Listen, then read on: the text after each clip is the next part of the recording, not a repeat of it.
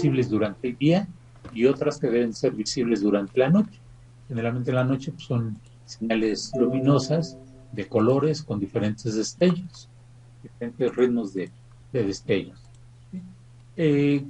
Si se va a construir, bueno, ¿con qué equipo y maquinaria vamos a construirlo?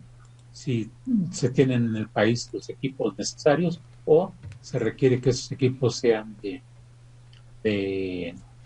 de procedencia extranjera, que muchos de ellos sí son de procedencia extranjera, no los hacemos aquí, pero habrá algunos que puedan ser muy específicos, muy especiales, y pues eso sea poco viable usar estos equipos si es que no hay disponibilidad. Lo mismo el trabajo de dragado, ¿sí? ¿Qué tipo de dragas se van a utilizar? Procesos de dragado y demás. Entonces hay toda una serie de información previa que requerimos ya conocerlo para poder diseñar el, el rompeola. ¿Qué es lo que necesitamos así como de información básica? ¿Sí? Una vez que ya se hizo cierto nivel de análisis, ciertos anteproyectos, bueno, pues necesitamos de entrada y necesario un plano batimétrico. ¿Sí? La zona donde vamos o donde está proyectando el puerto. La otra es las características del oleaje, ¿sí? Que vienen de aguas profundas, cuál es su altura, su dirección, su periodo principalmente, y esto, bueno, pues tener algún tipo de información, ya sea de predicción del oleaje, sea con cartas del Chanswell, sea con mediciones directas, sea con periodos de retorno, con métodos de espectros de energía, en fin. ¿Sí? El plano de refracción pues es un plano estrictamente necesario para saber cuál es los diferentes coeficientes de refracción. Esto nos va a ayudar. Nosotros tenemos una altura de ola en aguas profundas y conforme se va acerca, pasa el límite de aguas profundas, las características del oleaje empiezan a cambiar. Disminuye la altura de la ola, más bien, disminuye la longitud de la ola, se incrementa la altura, disminuye la velocidad y las crestas de las olas se van reorientando. Esto hasta llegar a un punto donde va a empezar el rompeolas. Ahí necesitamos conocer las características del oleaje, principalmente la altura. Con esta altura vamos a diseñar el rompeolas. Por eso necesitamos conocer o haber elaborado previamente el plano de refracción. Eh, las mareas también es un punto importante porque dependiendo de este rango de mareas, pues van a ser las elevaciones que le vamos a dar a la estructura. Si la variación de mareas es muy grande, pues vamos a requerir alturas de la obra pues, también en esa magnitud. Conforme más variación tengamos de mareas, pues tenemos que eh, evitar que la estructura quede inundada en algún momento dado. ¿Sí? Eh, Entonces, en los niveles de marea, pues necesitamos tener información lo menos, ¿sí? De de un mes, mediciones directas. Con esto nos da un rango más o menos de qué tanto andan los niveles de los rangos de marea. Mínimo, pues necesitamos tener mediciones de un año. Cuando no tenemos información, pues nos vamos a las predicciones de marea que tiene la universidad principalmente. El conocer la fórmula de Hudson, pues es la de batalla aquí en México. Hay muchas más fórmulas. Y esta fórmula de Hudson lo que nos da es de qué tamaño tienen que ser los elementos que van a soportar el impacto del oleaje. Esto es lo que nos dice la fórmula de Hudson. De qué tamaño, o de, más bien no de tamaño, sino el peso que debe tener los elementos para soportar el impacto de las olas. Si tenemos olas grandes, las rocas o los elementos prefabricados tienen que ser elementos muy pesados. Si el oleaje es pequeño, también el peso de los elementos es pequeño. La densidad del agua del mar es importante porque cuando la roca está sumergida, pues se ve sometida al efecto de la fuerza de flotación de Arquímedes, ¿sí? Que nos dice el principio de Arquímedes que todo cuerpo sumergido en el agua se ve sometido a una fuerza vertical ascendente que es igual al peso del volumen de agua desalojado. Entonces necesitamos necesariamente conocer cuál es el peso específico del agua en ese lugar. En términos así muy generales, el rango de densidades anda entre 1.02 y 1.03 en términos generales, ¿sí? Entonces hay que determinarlo para ver qué tanto, entre comillas, flotarían los elementos que vamos a colocar, ¿sí? O cuál es la pérdida aparente de peso que tiene el elemento cuando está en el aire y cuando ya está dentro del agua.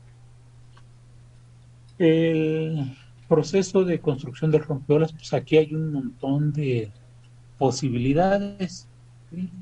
Ya sea con camiones y grúas, que es lo más común desde tierra, ¿sí? Camiones, grúas, retroexcavadoras, bulldozer, que es los equipos más comunes, ¿sí? Y la otra pues son barcazas o gánguiles, que va construyendo desde mar hacia tierra. La otra es la forma en que se van a colocar los elementos. Si va a ser al azar, ¿sí? Si va a ser así a como vayan cayendo o van a ser colocados. Esta parte de los elementos colocados o ordenados, ¿sí?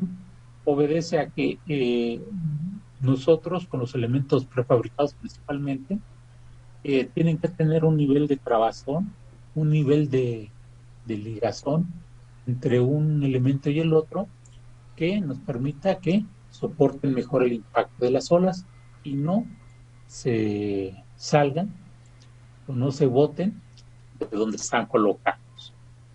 Esto, si lo hacemos colocados, la forma de colocarlos o el tiempo de colocarlos va a ser mayor, el rendimiento de construcción pues va a bajar, ¿sí? Pero el nivel de estabilidad va a incrementarse y el peso de los elementos también baja y obviamente también los costos de construcción propiamente del material van a bajar. ¿Qué es lo que se va a incrementar? Pues los tiempos de operación para colocar elementos. Entre más desordenado lo pongamos, pues menos tiempo nos llevamos en colocarlo. Si lo queremos bien ordenados, bien estivados, pues llevar más, el proceso va a ser más lento. Ahí tiene uno que hacer comparativo de costos, qué es lo que conviene. Eh, pues necesitamos ver cómo se va a colocar los elementos, con qué elementos vamos a construir la capa que soporta el impacto de las olas, ¿sí? Ya sea con roca natural o con elementos prefabricados. En la actualidad, bueno, se empieza a ver ciertas ventajas construirlos con elementos prefabricados, sobre todo por la cantidad de roca que se requiere, ¿sí? Al hacerlos prefabricados, pues tenemos una mayor uniformidad. Los taludes que va a tener el rompeolas en la sección transversal, pues es algo relevante. Los taludes más o menos van de 1.5 a 1 a 2.0 a 1. Más o menos es el rango de los taludes que se tienen. A lo largo del rompeolas, ¿sí? Podemos hacer una sección o dos secciones, tres secciones o cuatro secciones, dependiendo de la longitud que tenga el rompeolas y de las variaciones de la altura que tengamos en cada una de esas secciones. Aquí pues no es el primer intento, ya queda el número de tramos. Hay que hacer varios intentos para ver cuántas secciones convienen. En teoría, pues sí, lo que nos conviene es no tener tantos tramos. ¿Por qué? Porque vamos a requerir de tener muchos controles de calidad, ¿sí? Cada tramo va a ser construido de una manera, con ciertos pesos, y si vamos a tener muchas secciones, tenemos que mucha variación de pesos, los elementos, y bueno, en el proceso constructivo, pues podemos perder ese control, ¿no? Entonces, si tenemos pocas secciones, pues el control a nivel de la construcción va a ser más sencillo. También la otra es de que si lo hacemos todo uniforme, pues el costo se incrementa, por eso tenemos que hacer diferentes secciones. Pues aquí es una cuestión de logística del proceso constructivo, la cuestión de economías, ¿sí? Entre más elementos pequeños tengamos, nos van a costar menos, ¿no? Vamos a requerir menores volúmenes de material y la facilidad de la construcción en la superficie. Bien, pues todos estos elementos son los que necesitamos previos para conocer, necesitamos conocerlos para poder hacer la proyección, para hacer el cálculo del rompeolas. Bien, ¿en qué consiste el cálculo del rompeolas? Principalmente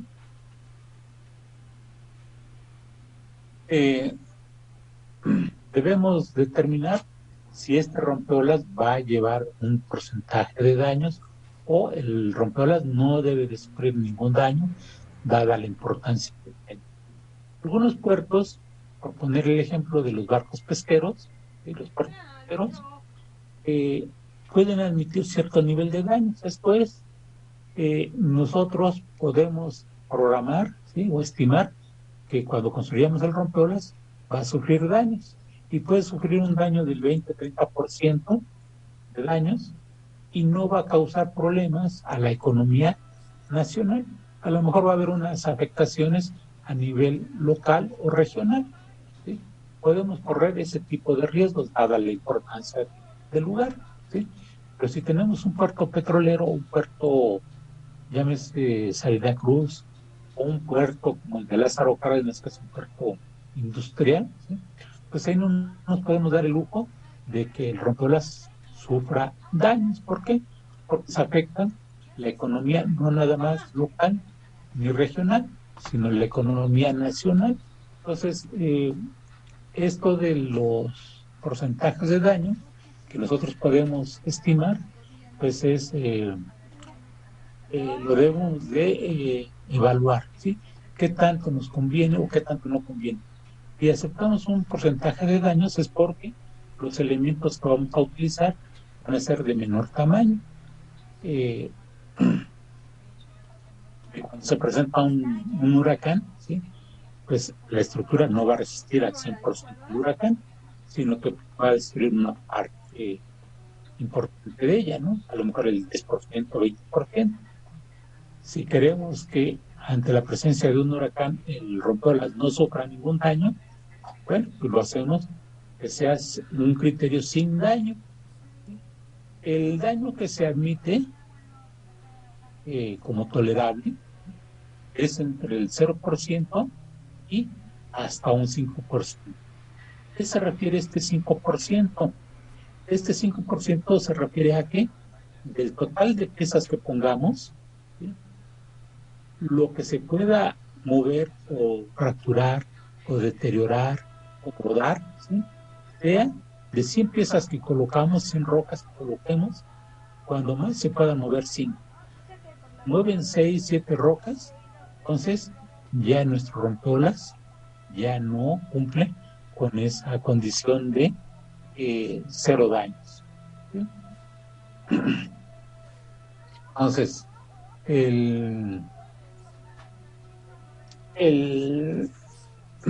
lo que vamos nosotros es a determinar qué tipo de materiales vamos a utilizar, cuál es la altura de la ola de diseño que vamos a emplear.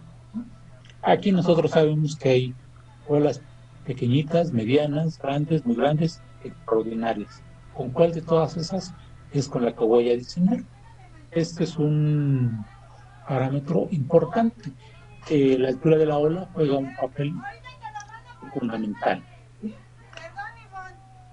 ¿Qué es lo que vamos a determinar? El peso de los elementos que soportan las olas. Esto es la capa de la coraza, es la principal.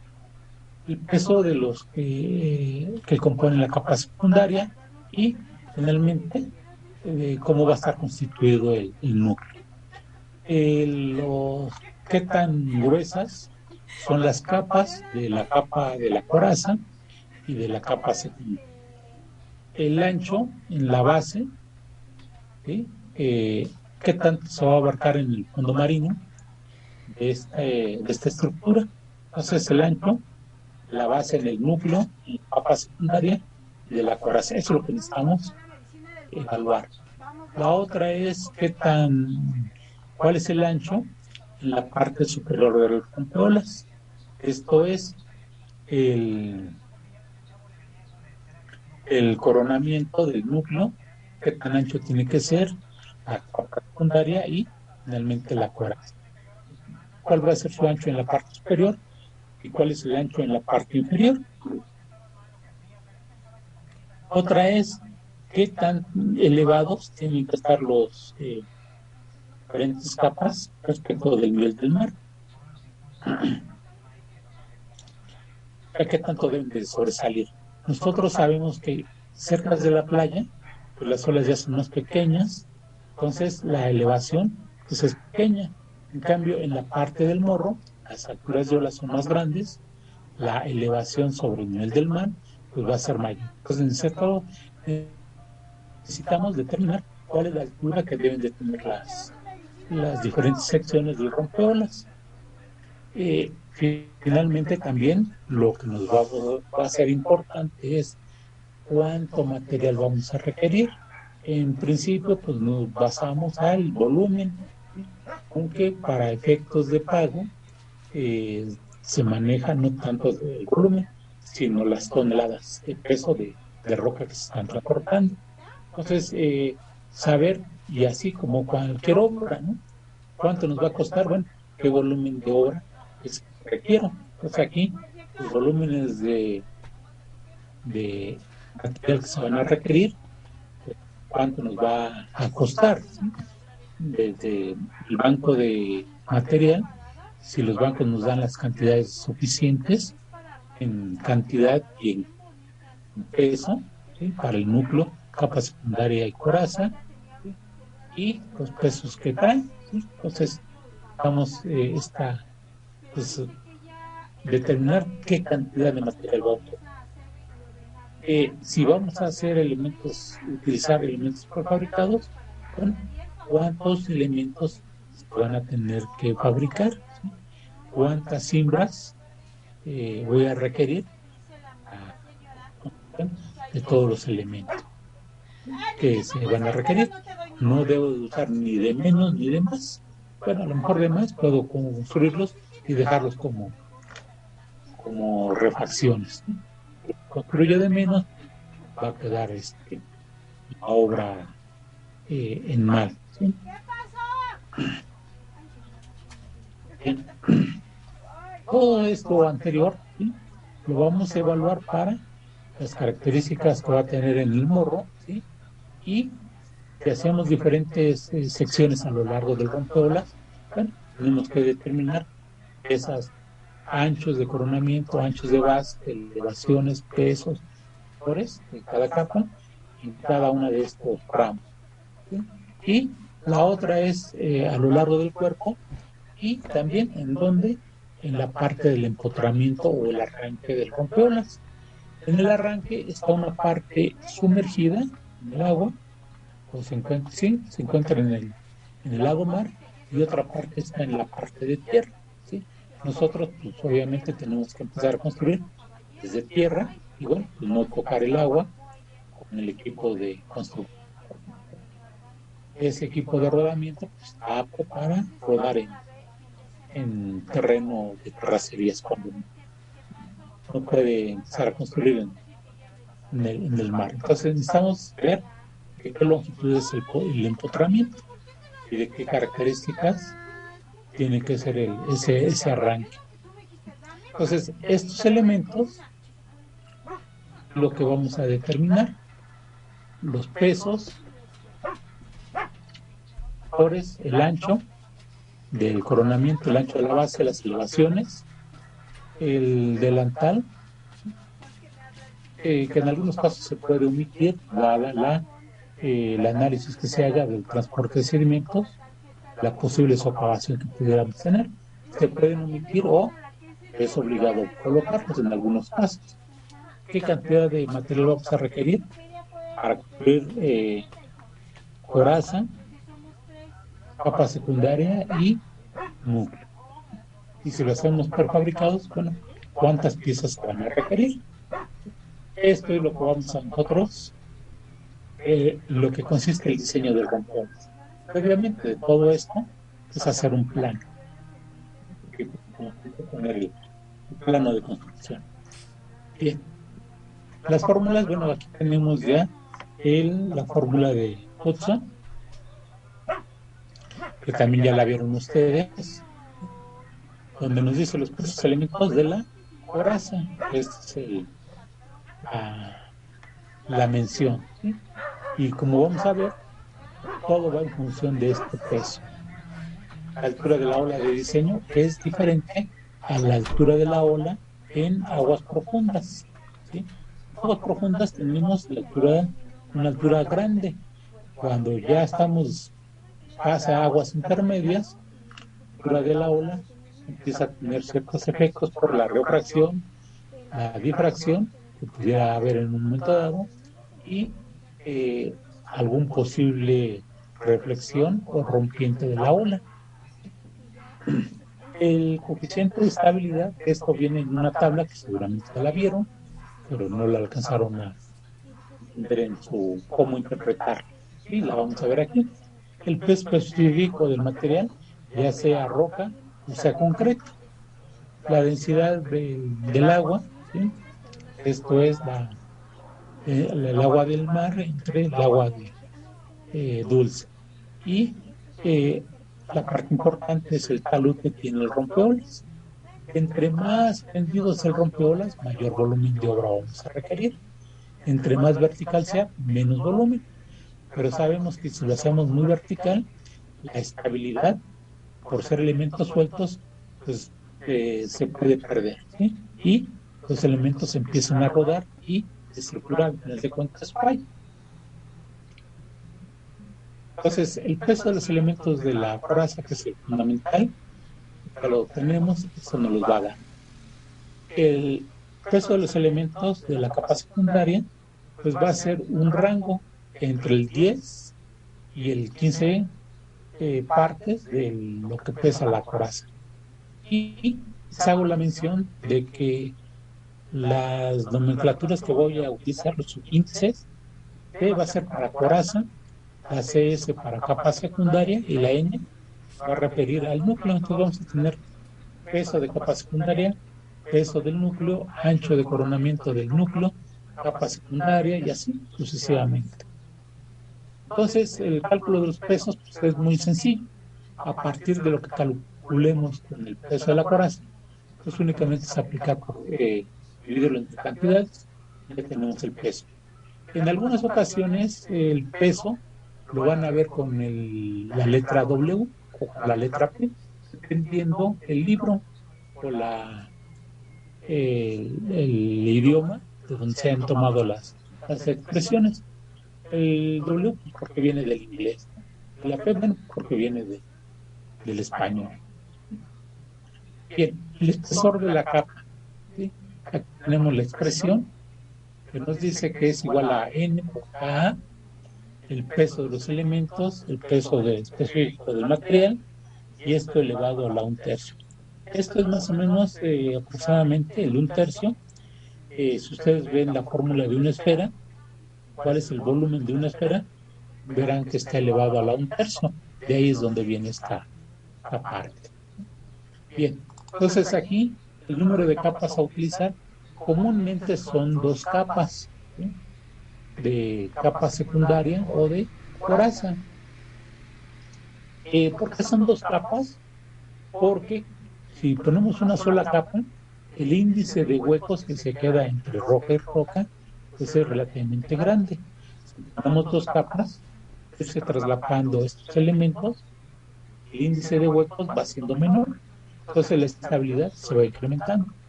Por eso, generalmente, son de dos capas. ¿Cuándo se usa una sola capa? Cuando en la coraza, cuando los elementos son prefabricados y la forma de colocarlos es ordenada. Entonces ahí sí se puede ocupar una sola capa, como fue el caso del puerto de Nuevo de Veracruz.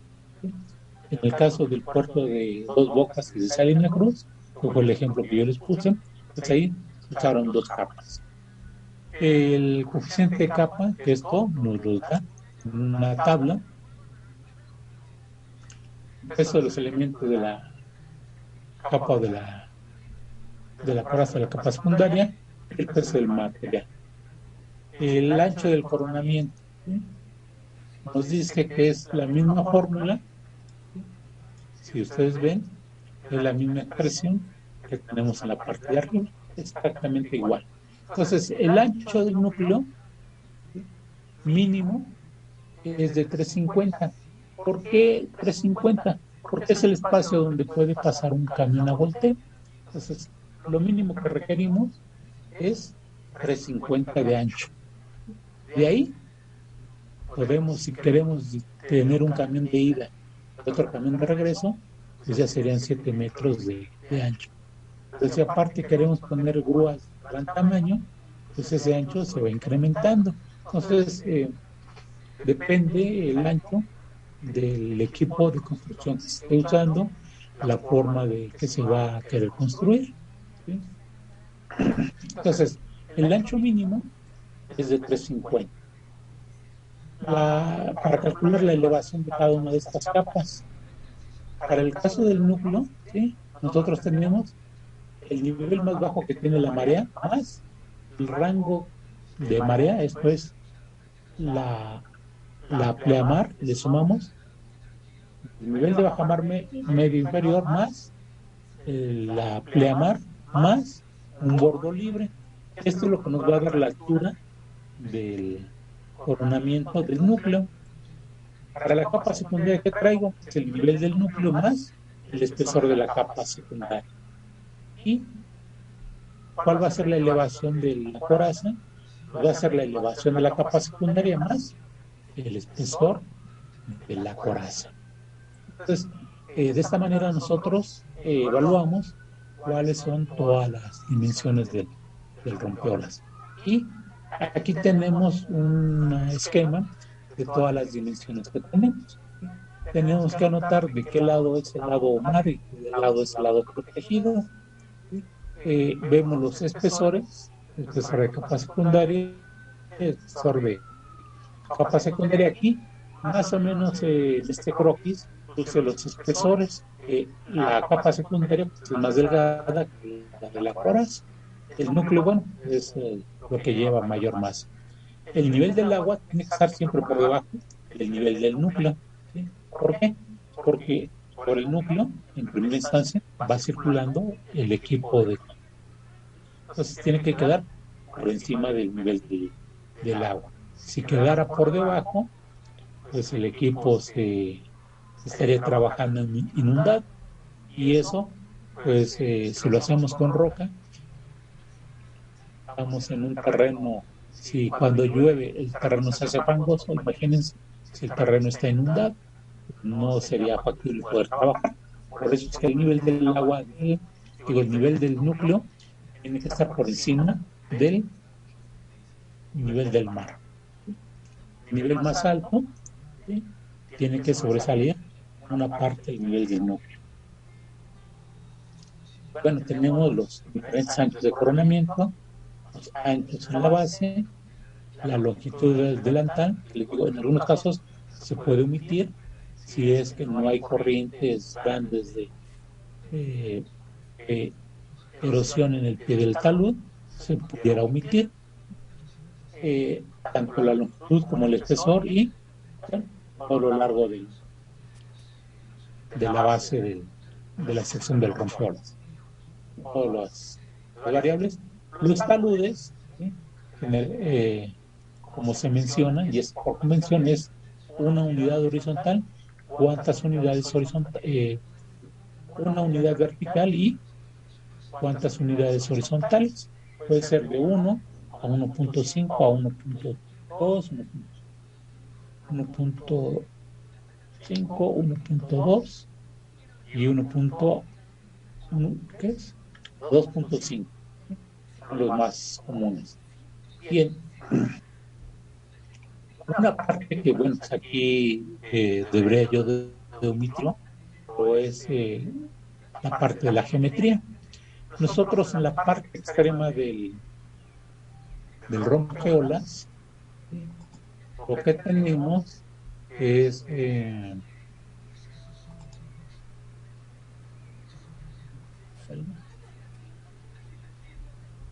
si vemos el rompeolas, y vamos a pasar por aquí viene de la Tierra, ¿sí? Está viéndolo en planta. En esta parte al final, esta partita de aquí, pues es el equivalente a la mitad de un cono truncado. Entonces, si yo quiero evaluar qué volumen voy a requerir en esta parte, pues voy a utilizar la fórmula del cono truncado. ¿Cuál es la fórmula del cono truncado? Pues nos dice que es 1 de pi por h, la altura, que en este caso es la altura que tiene desde el fondo hasta el coronamiento, ya sea del núcleo, capa secundaria o coraza, ¿sí?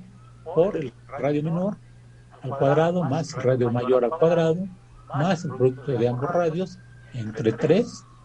¿Y por qué un medio? Porque es la mitad del cono truncado, esta partecita, ¿sí? No es el cono truncado, todo esto es esta parte nada más, ¿sí? Bien, ¿cuál es el volumen de un prisma trapecial?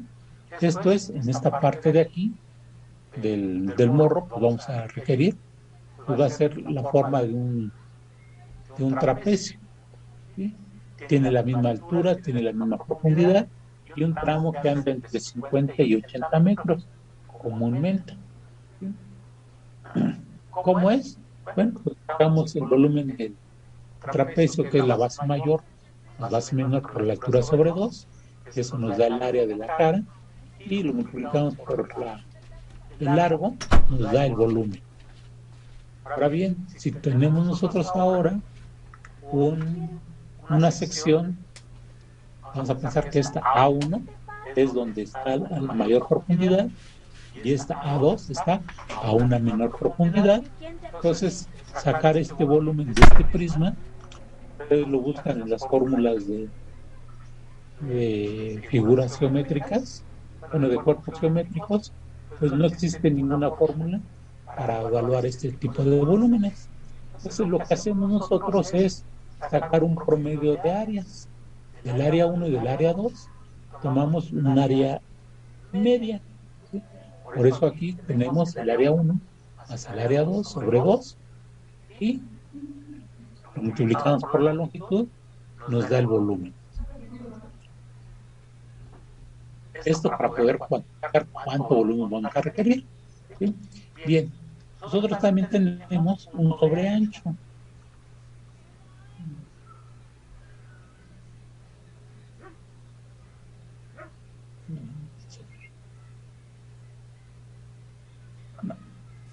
Bien. Nosotros tenemos el ancho del núcleo. Queremos saber cuál es el ancho de la capa secundaria, ¿sí? Tenemos el ancho del núcleo más un pequeño espacio, ¿sí? Tenemos el espesor de esta capa, es el mismo aquí, tenemos el ángulo, y yo lo que quiero encontrar es cuánto vale este pedacito de acá, ¿sí? ¿Para qué? Pues para determinar el ancho de esta capa, ¿sí? El coronamiento. Bien, ¿cómo lo hacemos o cómo se analiza? Aquí yo les pongo un ejemplo, una sección de esta parte del, de la parte superior, ¿sí? Y bueno, tengo aquí dos triángulos. Este que es con línea gruesa, y otro triángulo con el asurado, que esto de aquí tengo uno, tengo el otro. ¿Sí? Bien, les voy a analizar.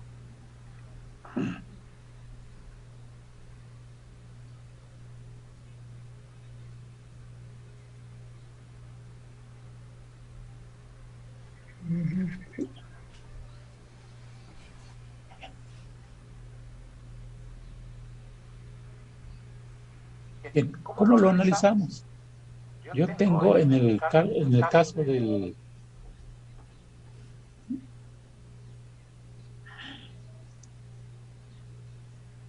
¿Saben quién es Adriana Salas? Si es el teléfono de algunos de sus compañeros, está pidiendo el acceso. Como no la conozco, no le doy el acceso. ¿Sí? Ahí si algún compañero que quiera entrar, manda el mensaje, me avisa, ¿no? Bien, yo tengo este triángulo, ¿sí? Y donde esta hipotenusa le llamo X. Tengo el espesor E, ¿sí? Y tengo el ángulo alfa, ¿sí? Que es el que tengo de este lado. ¿Sí? En el caso del otro triángulo, ¿sí? Tengo este, ¿qué es lo que yo tengo? El espesor, que es este de aquí, perdón, este de aquí vertical, y la distancia Y, que es esta de aquí. ¿Cuánto va a valer K? Pues va a valer el valor de X menos el valor de Y. ¿Sí están de acuerdo? Sí, profe. Este valor de K vale este valor de X, que es de este triángulo, la hipotenusa, menos el cateto de este otro triángulo. Eso es lo que yo hago en esta parte del análisis.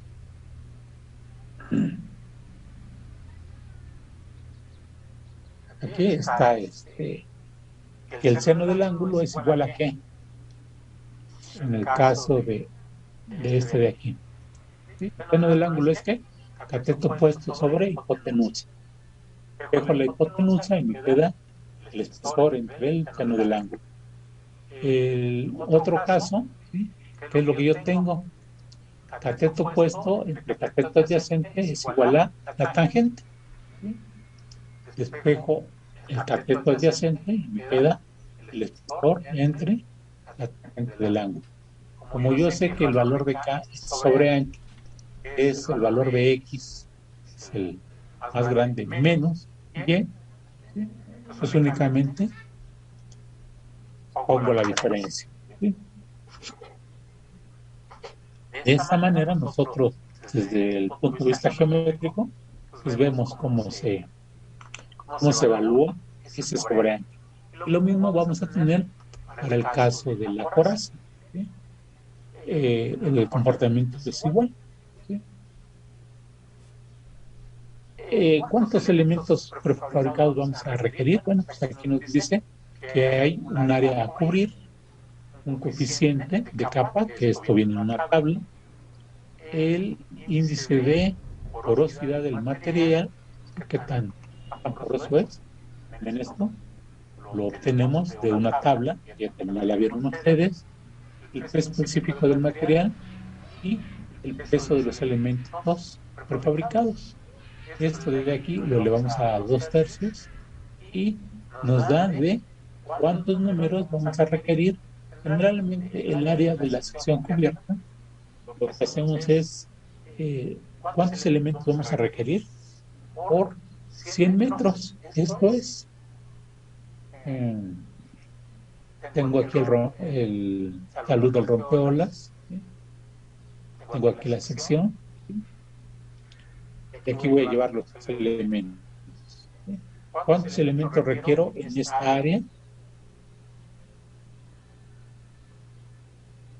¿Sí?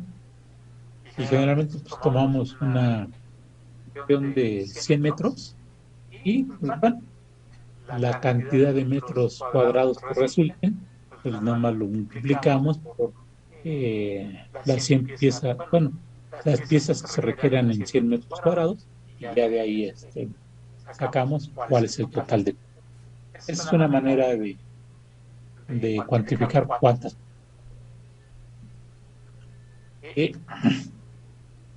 Comentaba también es la altura de la ola de diseño. Es muy diferente a la altura de la ola que viene en aguas profundas por el efecto de la refracción. La refracción pues, va a ir perdiendo cierta energía, como lo veíamos en algunos planos de refracción que les mostré su oportunidad. La altura de la ola de diseño va a ser igual a la altura de la ola en aguas profundas por un coeficiente de refracción y un coeficiente de fondo que le llamamos. Esto va a ser igual al ancho ortogonal del canal de energía, aguas profundas, entre el ancho del canal de la energía, que resulte en el punto donde vamos a evaluar el coeficiente. Y también la longitud de la ola en aguas profundas entre la longitud de la ola en el sitio que nosotros, de la sección donde vamos a diseñar ya sea el morro, el cuerpo del rompeolas. Entonces, si yo conozco los coeficientes, pues la altura de la ola ya la conozco, con la que voy a diseñar. Generalmente, la altura de la ola de diseño es menor que la altura de la ola en aguas profundas. ¿Por qué? Porque la ola ya perdió cierta energía al pasar de aguas profundas a pasar a aguas bajas. La altura de la ola en la zona de rompiente, ¿cuánto vale? Dijimos que esto es una fórmula a nivel de receta. ¿Sí? Esto de aquí pues, es una receta, es de la ola, si la profundidad que tenemos y la altura de la ola, ¿sí? Es la altura de ola de diseño. Si esta altura de profundidad es, más bien la profundidad es 1.3 veces la altura de la ola, ¿sí? La ola no va a romper sobre la estructura. Y si es menor, la ola quiere decir que ya va a romper sobre la estructura, ¿sí? Donde D es la profundidad en la zona de rompiente. Sabemos que tenemos muchas profundidades, pero aquí específicamente se ve en dónde está rompiendo la ola. Entonces, cuando la altura de la ola es 1.3 veces la altura de la profundidad, ¿sí? Es ahí donde empieza a romper la ola. ¿Sí? Los taludes, ya les había comentado, que va de 1.5 a 2.5, dependiendo del tipo de material. Nosotros podemos usar taludes más verticales, generalmente cuando usamos elementos prefabricados. Cuando usamos roca y usamos elementos de taludes más horizontales. Y esto va a depender del específico del material y con los taludes vamos a ver también el coeficiente de estabilidad. Con todos estos elementos que ya vimos aquí arriba, ¿sí? Seleccionamos este famoso coeficiente, que este es el muy importante, ¿sí? Es el que nos va a ir determinando qué tan pesados o qué tan menos pesados son los elementos que van a soportar el. Bien, nosotros requerimos contar con el plano de refracción. Aquí en este ejemplo tengo aquí la línea de la costa, viene la línea de la costa, viene el puerto, los muelles, y aquí viene la dirección de la ola, viene el frente de la ola, y aquí hay otro frente de ola. ¿Sí? En este caso pues, se sobrepusieron dos planos de refracción. Lo recomendable es tener planos, en este caso, el oleaje predominante venía en dos direcciones, por eso se hicieron estos dos planos de refracción. ¿Sí? Por acá viene el rompeolas 1 y por acá viene el otro, no se alcanza a perder del todo. Este es el rompeolas más largo y este rompeolas cortito.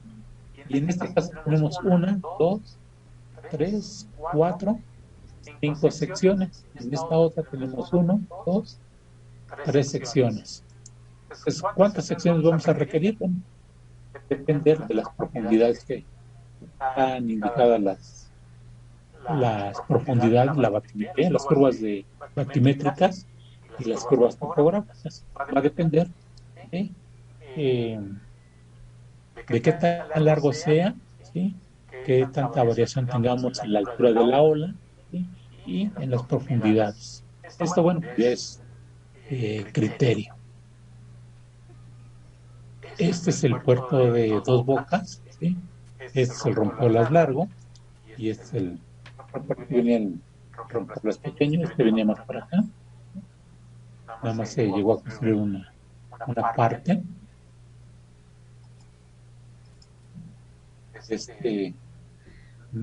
Bueno, actualmente pues no se tiene concluido, ¿sí? Se tiene nada más esta parte, pero esta es prolongarlo más y este igual también. Otra. Ahorita está aquí este puerto de servicios y por acá se está construyendo la nueva refinería de dos bocas. Bien. ¿Hasta aquí alguna duda?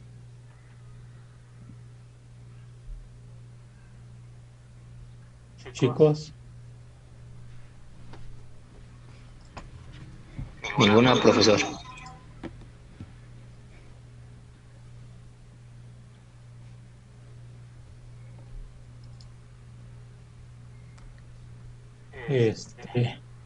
Ángel, ¿alguna duda? Por el momento no, profesor, todo claro. Bueno, Ángel Hernández. Hay dos Ángeles aquí. Ángel Hernández, ¿algún comentario?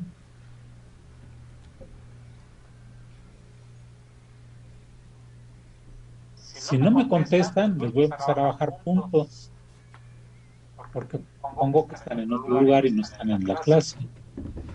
Entonces, Ángel Hernández, ¿cuál es tu comentario?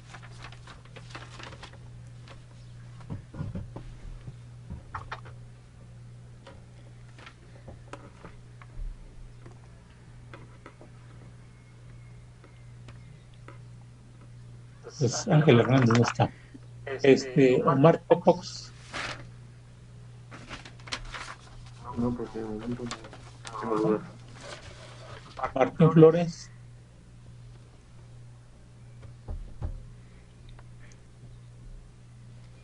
Martín Flores. Sí, profesor. ¿Qué duda tienes? No, ninguna, profesor. La verdad, he ido viendo ahora sí lo que he ido explicando y estoy tomándole capturas para anotarlo bien, no así que a detalle. Pero al parecer no va a estar muy complicado siempre y cuando sigamos los pasos como nos lo va diciendo. Esta presentación se las voy a dar, ¿sí? Es que así no hay mayor problema, ¿sí? Ok, pero si quieren irlo capturando para que le vaya quedando más claro, pues también igual. Vale. Sí, profesor, gracias. Cisneros. Ya, profe, no, nada más. Le iba a decir igual que si me podría poner otra vez. Es que estaba copiando la tablita y ya no alcancé a copiar. Pero ya, si le dice que la va a subir, pues ya no hay problema. ¿Cuál tablita? La hoja de Word que tenía, es que estaba copiando lo que decía. Pero no alcancé a tomar captura. Bueno, se los comparto, ¿no? Digo, no tengan mucho pendiente en ese sentido. Ahorita todavía no. ¿Sí? En el ejemplo, pues voy a estarme moviendo, me voy a cambiar de presentación, ¿sí? Únicamente que, bueno, quise darles ¿sí? Entonces, si quieres esta tabla, pues ahí, pero la voy a poner en un ejemplo. Ah, ok. Bueno, ya de todos modos ya le tomé captura. Muchas gracias, profesor. Bueno, ¿alguien más? ¿Algún otro comentario?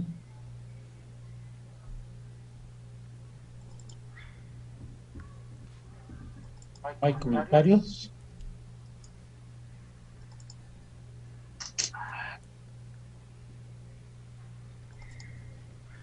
Bueno, entonces,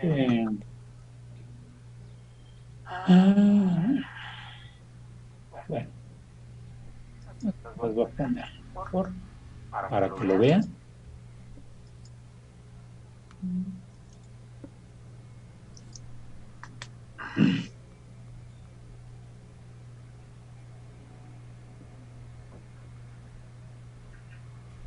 ¿Se ve la hoja?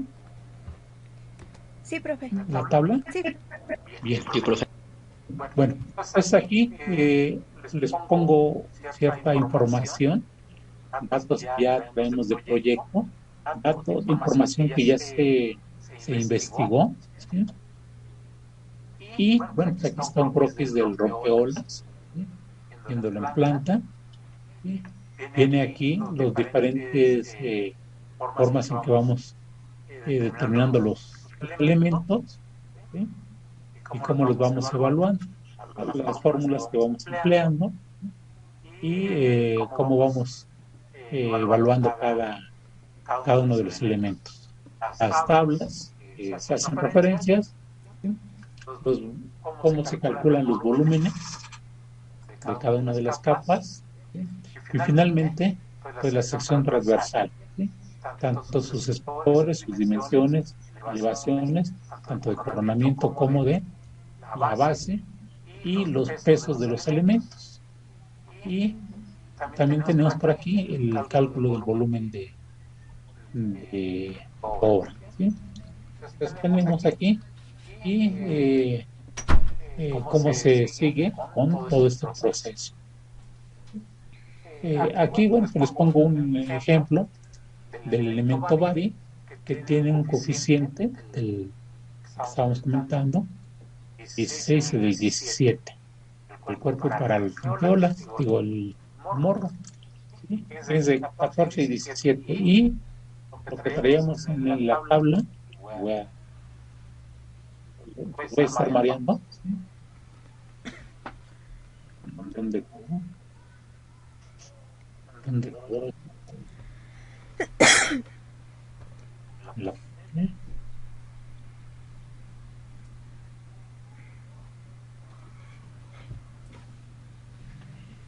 ¿sí? Nos queda que el coeficiente entre 16 y 17. Tenemos coeficientes, ustedes ven, son coeficientes pequeños, ¿sí? Entonces, aunque aquí tenemos alguno muy grande, que es el de 22, les voy a enseñar cómo se usa esta tabla, ¿sí? Bien, entonces voy a salirme de aquí, de esta presentación, para cambiarme a otra, ¿sí? En esencia, lo que uso es la misma, las hojas que yo le estoy dando, nada más que para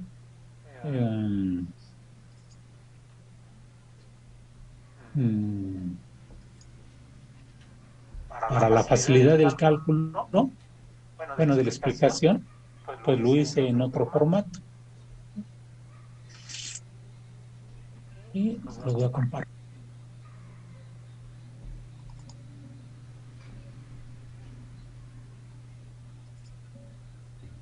Entonces, tenemos aquí el formato, ¿sí? Donde aquí están todas las hojas que les acabo de poner. Y voy a explicar un poquito más, ¿vale? Entonces voy a ir en este ejemplo, puede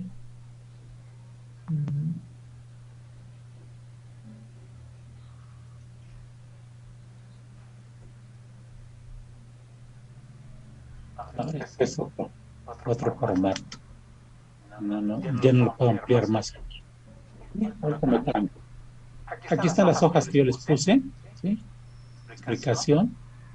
Vienen aquí las fórmulas, que también ya les puse, tablas, y me voy a cambiar de, porque no, pensé que sí se podía ver, pero no se ve tan claro. Otra aplicación es, ¿dónde la dejé?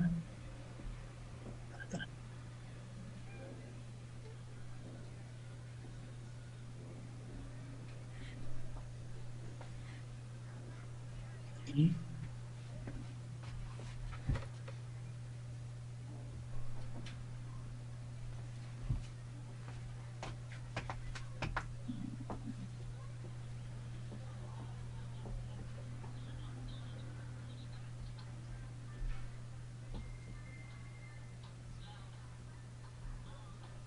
ahí se ve las hojas.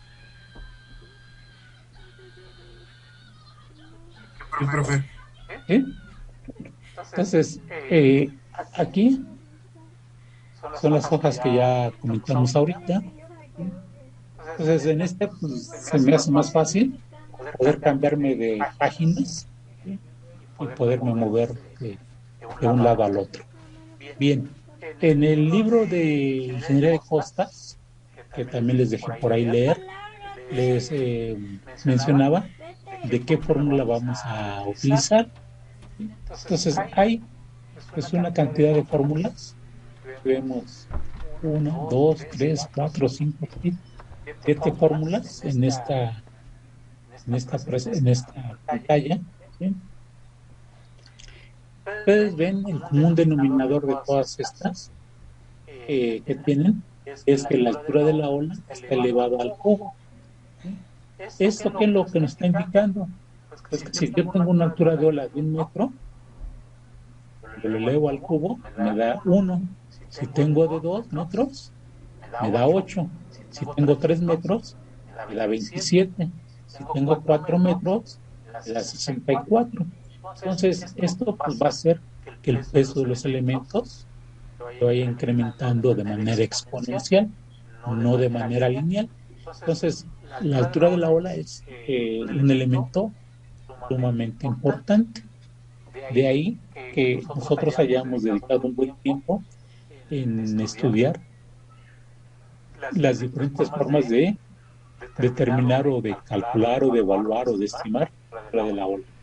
Por el huracán estándar, por el periodo de retorno, por métodos de energía espectral, por mediciones directas, por las cartas del Ocean Swell, el Ocean Wave, ¿sí?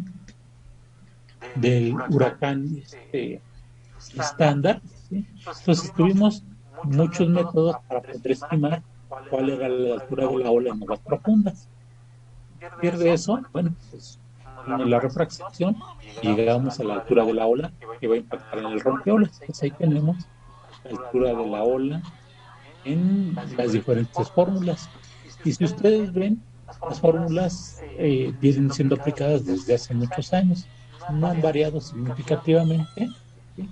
Son fórmulas muy antiguas, entre comillas, pero que siguen siendo vigentes.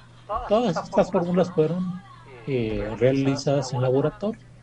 Se hace un diseño de un rompeolas en el laboratorio, se echan a andar las olas, se ve cuál es la estabilidad, y bueno, fue como se encontraron coeficientes como diferentes parámetros.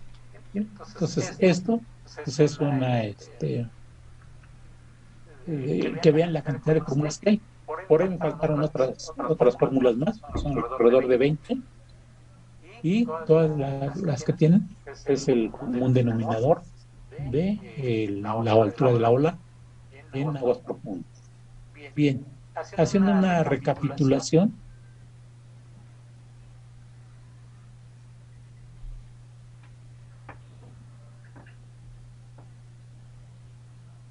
tenemos en esta imagen una batimetría con la línea continua, ¿sí? Y tenemos que si el periodo de la ola es de 8 segundos, Mm,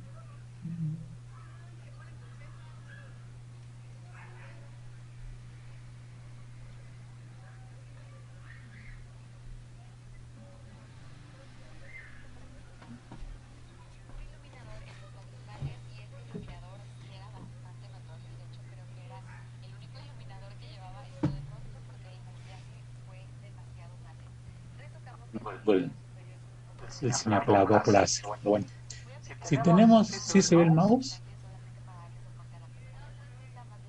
movimiento del mouse. Sí, profe. Sí, sí, se ve. Bueno, entonces, si tengo un periodo de 8 segundos, la longitud de la ola, según la teoría lineal, es de 1.56 por el periodo al cuadrado. Si tenemos aquí como ejemplo, un periodo de 8 segundos, multiplicamos por el 1.56 nos da aproximadamente 99 metros, que es alrededor de los 100 metros, la longitud de la ola. Bien, nosotros sabemos que el límite de aguas profundas es cuando la relación de la profundidad y la longitud de la ola en aguas profundas es igual a un medio. Y aquí yo despejo la profundidad, ¿sí? Me da que a partir de los 50 metros de profundidad empieza el oleaje a resentir el efecto del fondo. Los 55, 60, 70 a 100 metros, el oleaje no se entera de que existe fondo. A partir de los 50 metros de profundidad, la ola se empieza a percibir que existe fondo. Bien, esto es un pequeño recordatorio, ¿sí? Entonces, a partir de esta profundidad aquí tenemos menos 80, menos 60, menos 50, ¿sí? Menos 10. Yo hago la división de 10 metros entre los 100 metros de la longitud de la ola, me da 0.01. Aquí me da 0.02, 0.03, ¿sí? Pero nosotros sabemos que a partir de los 50 metros es el límite de aguas profundas. Entonces, a partir de ahí empieza a presentarse el fenómeno de la refracción. Bien, una vez que tenemos eso, nosotros hacemos el plano, tenemos un ancho de energía, tenemos el frente de olas, ¿sí? Tiene una longitud en aguas profundas, ¿sí? Sigue avanzando, en esta parte todavía sigue teniendo la misma longitud. ¿Por qué? Porque no se entera de que existe el fondo, no hay fricción con el fondo, el oleaje. Y a partir de aquí, pues ya empezamos a tener que tenemos un ancho de canal un poco más restringido, otro más corto, según como vaya siendo la configuración de la batimetría y la dirección del oleaje. En este caso yo nomás dibujé un solo canal de energía, pero tenemos diferentes canales, como lo vimos en el ejemplo anterior, ¿sí? Y lo hemos estado viendo en algunos otros. Bien, entonces tenemos la batimetría. Esa batimetría vemos son del oleaje, hacemos el plano de refracción. En este caso únicamente dibujé un solo canal, ¿sí? Pero es necesario dibujar todos los canales de energía para tener el panorama completo. Una vez que ya hicimos esto, nosotros vamos a calcular el coeficiente R y el coeficiente KS. Esta parte es lo que es de aguas bajas y esto es de aguas profundas. Aquí el oleaje no resiente el fondo marino. Entonces, ¿qué es esta B0? Es el ancho en aguas profundas. ¿Qué es BX? Este ancho B que está aquí, 1 o B2 o B3 o B3, en cualquiera de las secciones. Yo tengo aquí ya mi proyecto, pero yo voy a buscar cuánto vale esta B en este tramo. ¿Sí se dan cuenta? ¿Cuánto vale el ancho este? Sería el BX. Saco la raíz cuadrada y ya tengo este primer coeficiente. En este caso, pues es B0 entre B3. Eso es igual. El caso KS, el coeficiente de fondo, es la longitud de la ola en aguas profundas, es este de aquí, y por el efecto de la refracción, ahora yo tengo esta distancia. En este caso sería L0 entre la distancia. Estas distancias, ¿cómo las hacemos? Pues nos vamos al plano de refracción y ahí físicamente los medimos. Pues si ya tenemos nuestro plano en AutoCAD, pues ahí medimos la distancia, ¿sí? Lo medimos gráficamente. Entonces nos va a dar ya los coeficientes. Estos coeficientes nosotros los multiplicamos por la altura de la ola en aguas profundas y ya tengo la altura de la ola en esta parte del rompeolas. ¿Sí queda claro esto? Esto es analizando el oleaje, el fenómeno de la refracción del oleaje. Para eso nos sirvió estudiar este fenómeno para determinar. Aquí yo traigo una altura de ola y aquí una altura de ola diferente, que se va a ver afectada por el ancho de energía y por la longitud de la misma.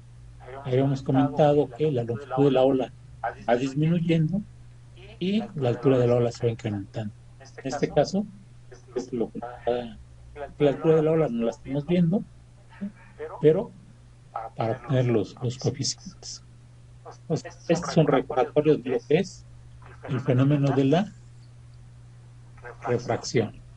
¿Sí queda? ¿Cómo se analiza?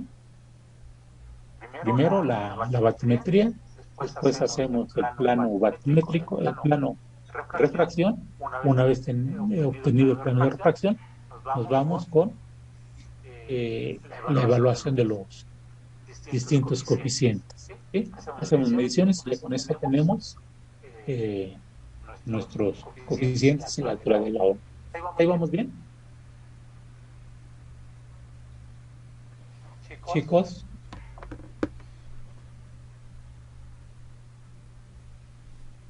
¿Alguien que me conteste? Sí, profe. Bueno. Bien, entonces, estas hojas de aquí son los ejemplos, bueno, lo que viene en el formato de Word, ¿sí? Son las que les voy a pasar, ¿sí? Únicamente que ya las puse en este formato, porque es más fácil estar abriendo y moviéndome que moverme a través de Word, los mareo más. Bien, entonces empezamos con el diseño del rompeolas y lo que vamos a diseñar o a revisar, bueno, más bien a calcular, es la sección del morro, es la parte extrema del rompeolas. Bien, en este caso nosotros vamos a ocupar roca rugosa, angulosa. La colocación de estas rocas es al azar. Vamos a no permitir que haya daño. Talud es de 2:1. La coraza va a estar formada por 2 capas de material de rocas, ¿sí? Y vamos a encontrar este dichoso coeficiente. ¿Dónde vamos a encontrar este coeficiente? Aquí lo tenemos, ¿sí? Entonces, aquí esta tabla nos dice que es el criterio sin daño. Esto es que el porcentaje de daño a sufrir es menor al 5%. Tenemos, por un lado, el tipo de material que vamos a ocupar. En este caso, rocas, rugosa y angulosa, tribares, dolos, cubos, que estos son elementos prefabricados. N, que es el número de capas, que es de 2, de 3. Desde aquí tenemos una roca lisa y redondeada. Pues aquí se usan hasta 3 capas. No nos conviene tener rocas redondeadas. ¿Por qué? Porque es como querer hacer una montañita, ¿sí? Con canicas. ¿Qué es lo que nos pasa cuando queremos hacer una montaña con esferas? Pues todas estas se nos vienen para abajo. En cambio, si estas esferas son irregulares, son angulosas, pues sí vamos a poder formar esa pequeña montaña, ¿no? La forma en que se colocan, la mayoría pues, es al azar. Hay algunos que son colocadas de manera uniforme o ordenadas. Aquí viene una parte, bueno, en esta última columna viene el talud que se está utilizando, de 1 a 3, 1, 5, 2, 3 y los demás taludes. ¿Sí? Bien, entonces aquí podemos utilizar diferentes taludes. Aquí, esta es la parte que nos va a interesar a nosotros. Si vamos a diseñar la parte del cuerpo, se le conoce como tronco, o la parte del morro, cualquiera de estas dos. Aquí le llaman escollera, ¿sí? De forma indistinta, es una escollera o es un rompeolas. ¿Sí? Para nosotros se diseña exactamente igual, el nombre no cambia, estructuralmente es lo mismo, funcionalmente son diferentes, pero el diseño es exactamente igual. Bien. En el cuerpo podemos tener que la ola rompe sobre la estructura, ¿sí? Entonces el coeficiente 2.1. Si no rompe, el coeficiente es de 2.4. ¿Qué es lo que nos indica esto? El peso, al ser mayor el coeficiente, los pesos de los elementos van disminuyendo, ¿sí? Aquí lo podemos ver en esta fórmula, ¿sí? Este KD aumenta, ¿sí? Si vale 1, y pensando que todo lo demás sea una constante, pues es la constante sobre 1. Si vale 2, es la misma constante sobre 2, o sea, la mitad. Si vale 3, sería la tercera parte. Si vale 10, pues es la décima parte. Entonces, entre más grande es este coeficiente, menor van a ser los pesos de los elementos que van a conformar la coraza. ¿Sí? Bien. Si estamos en la parte del morro, también tenemos, bueno, aquí vemos la ola, si es la ola rompiente o la ola no rompe. Si la ola no rompe sobre la estructura, quiere decir que tiene que soportar menos impacto. Si la ola sí rompe sobre la estructura, el impacto va a ser mayor, por lo tanto, el conjunto va a bajar, ¿sí? Es una cuestión de ver que entre más fuerte sea el oleaje, mayor tendrá que ser el de los elementos que van a implementarse. Es en el caso del cuerpo. En el caso del morro, también tenemos un oleaje que rompe sobre la estructura o que no rompe.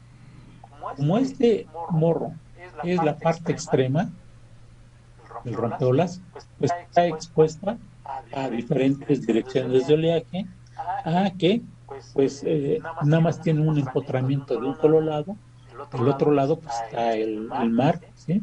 Entonces no tiene un empotramiento por ambos lados. Entonces se requiere tener un mayor reforzamiento. Por eso los coeficientes son menores que los que están en la parte del cuerpo. Al ser menores los coeficientes, el peso de los elementos se va incrementando. Ustedes lo ven, ese es el mismo comportamiento en todos los elementos.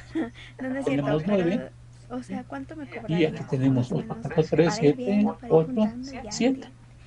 En el caso del tronco, de ola rompiente, tenemos 10.4, tenemos menores valores, ¿sí? Entonces, ¿qué es lo que nos está indicando? Que en el morro es más robusto, los elementos son más grandes, más pesados que en la parte del cuerpo. Más grande es el coeficiente, menor va a ser el peso. Por eso yo les comentaba el caso de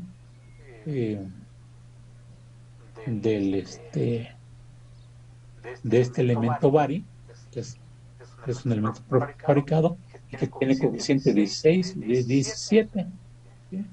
Que es el que viene en esta parte de aquí. ¿Sí? Entonces, como ven, pues uso roca, me da de 3.5, me da de 17. ¿Cuántas veces se incrementó? Prácticamente 5 veces. 5 veces que se reduce el peso de los elementos. Es ahí donde entra uno a jugar o a ver las alternativas entra la experiencia, los criterios, consideraciones de si hay bancos de material, no hay bancos de material suficiente, puedo conseguir rocas de gran tamaño, no puedo conseguirlas, en fin, ¿sí? Bien, el caso de nuestro ejemplo nos dice que es una roca rugosa y angulosa, ¿sí? Que está formada por dos capas, que está formada, colocada el material al azar, y vamos a diseñar la sección del morro, y el morro está con un oleaje no rompiente. Entonces el coeficiente es de 2.8.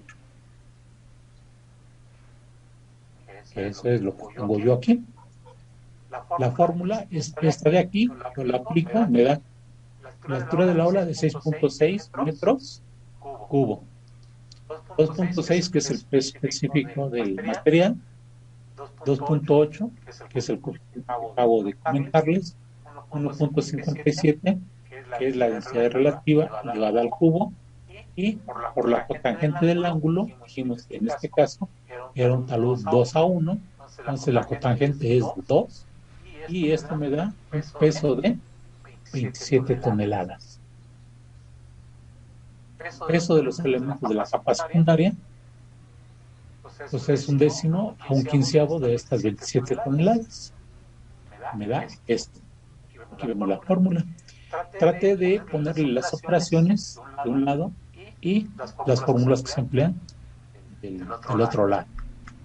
Y tenemos para el núcleo de entre 200 y 6000, hago la división y me da de 135 a 45 kilos. Entonces, aquí ustedes pueden ver que si este valor de las 27 lo disminuyo, a lo mejor con un coeficiente más grande, disminuye el peso de estos elementos, por lo tanto disminuye el peso de los elementos de la capa secundaria y por consecuencia también los del núcleo. Es aquí donde yo les comento que podemos hacer pues varias alternativas, ¿sí? Con elementos prefabricados con roca natural, con un talud, con otro talud, con alturas de ola también podemos estar ahí poniendo, sea de 6.6 o que sea de 6.10, que sea de 5.30, ¿sí? Entonces podemos estar jugando, por llamarle de alguna manera, o haciendo intentos con diferentes condiciones. Finalmente, poder de todas esas posibilidades, poder encontrar un dato que nos satisfaga. Bien, hasta aquí vamos bien. Sí, profe. Bueno, pues ya se nos acabó la hora. Bueno, ya casi se acaba. La próxima clase continuamos con el ejemplo. ¿Sí? Yo les voy a ir guiando. Como ven, esto, si yo les doy las hojas, les va a costar trabajo entenderlas. Si yo se las practico y les voy comentando, va siendo más sencillo. Ahora sí que les voy a pedir que estén a tiempo en la clase para que nos dé oportunidad de concluir. Yo les voy a dar los datos, van a hacer su proyecto, les voy a decir cómo se hace el proyecto. Bueno, yo ahorita se los doy. Permítanme un segundo.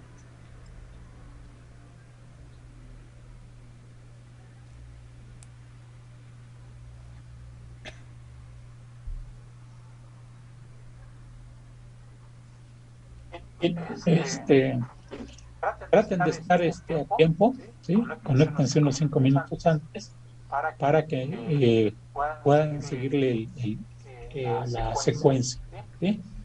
Yo les puedo proporcionar la presentación que tengo ahorita, la hice en whiteboard, permite ampliarlo, cerrarlo, pegar todas las hojas, ¿sí? Y tengo el archivo. Con esto, obviamente, no tiene toda la fidelidad o la nitidez. Les doy las hojas de Word, ¿sí? Donde pueden ir siguiendo la secuencia de cálculo. Entonces, sí, no falten, lleguen a tiempo, porque este es parte de su proyecto. Y bueno, no es para hacer, para el proyecto que ustedes van a elaborar, y este va a ser una parte importante de su calificación. Entonces, quien no lo haga, pues va a ir teniendo puntos menos. ¿Periodo no hay examen? Va a tener también puntos menos. Entonces, pues ya de aquí para adelante las medidas van a ser más estrictas, ¿no? Bien, ¿preguntas? ¿Este periodo no va a haber examen, profe? Sí, pero una parte importante de su proyecto. Ah, ok.